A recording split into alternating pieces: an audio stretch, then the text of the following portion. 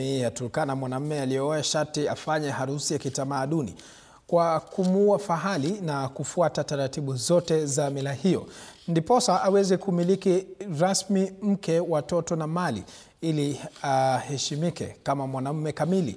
Dickson Were kutoka jamii ya Waluya alioa mke kutoka jamii ya Turkana.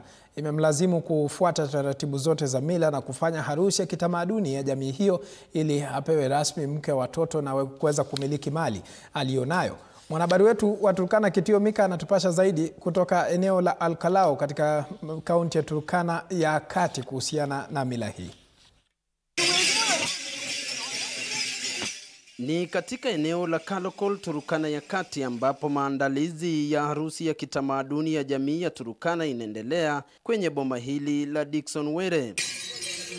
Dickson Were kutoka jamii ya Luya amemuoa Lucy Kamar kutoka jamii ya Turkana, ila sharti afanye harusi ya kitamaduni ya jamii hii ndiposa akamilike na kumiliki mke, watoto na mali alionayo. So nikaambiwa mali yenye niko nayo, hasa watoto, boma si yangu.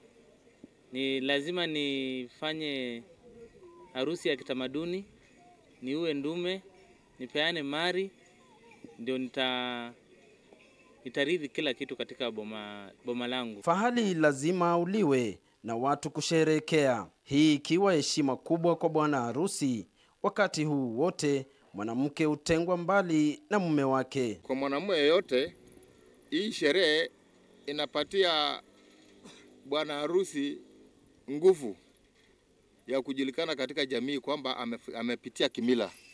Sasa hapa anapewa heshima yake rasmi, kwa sababu ule mwanamke anaoa kuna kichuma maalum ambaye atawekewa kwa shingo. Hiyo kichuma inatambua kwamba huyo wameua ndume.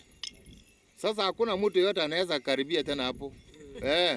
Hapo inakuwa hotline. Licha ya Dickson Were kuwa na nia ya kufanya harusi kanisani, ilimlazimu kutanguliza harusi ya kitamaduni, kwani jamii ya Turkana haitambui harusi ya kanisani. Harusi ya kanisa ni kama ya mchele tu, ile unaita marafiki tukule na twende, lakini haisabuliwi popote. So nikaamua ni mzuri nimalizane na kitamaduni, tutokane kabisa, nisikuwe na kitu inaitwa mkopa. Hapo wanasema mkopa, unakula deni. Nikasema wacha nimalizane na deni, alafu sasa nifanye hiyo harusi ya kanisa nikiwa free. Inapofika siku ya pili kwenye harusi hii, bwana na bi harusi wanakutana na familia zote mbili, wanamwagiliwa maji matakatifu, ishara kuwa wao sasa ni familia moja. Mimi nimeshatoka kwetu, siwezi tena rudi kwa boma yetu, nimeshaolewa. So mume wangu sasa ndiye anamiliki watoto pamoja na mimi. Hakuna siku tena nitairudi kwetu. Hata nini ifanyike ni ngumu. Kila kitu sasa ni mume wangu ndiye anamiliki kwa maisha yangu, paka hata kazi, paka nini, hata kama alikuwa na payslip yote imeenda. Unajua kwa mila ya Kiturkana hii inakuwa ni kuhitimu. Sasa yeye atakuwa na heshima kwa jamii. So nao ako na nguvu ya kuongea kama mwanamke mwenye amehitimu. Baadaye nyimbo za kitamaduni zikiambatana na denzi huimbwa na watu kusherehekea. Let's behave as a Turkana community. We here, I cannot say that I'm now a different tribe. I'm a Turkana. Kama mimi ni mama ya bibi ya harusi. Mimi nafurahi, nashukuru Mungu huyu. Nashukuru hii nyota. Njaona hata siku moja kamrani kama huyu.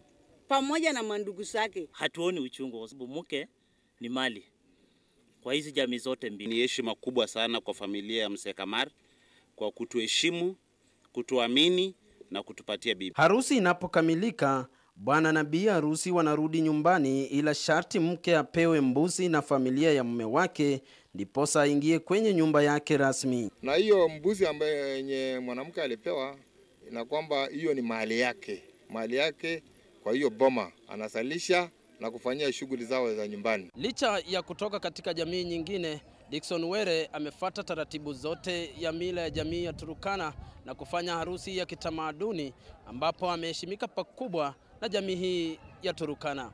Nikiwa eneo la Kalokol kwenye kaunti ndogo ya Turkana ya Kati, nikiripotia TV47, mimi ni Kitio Mika Masai.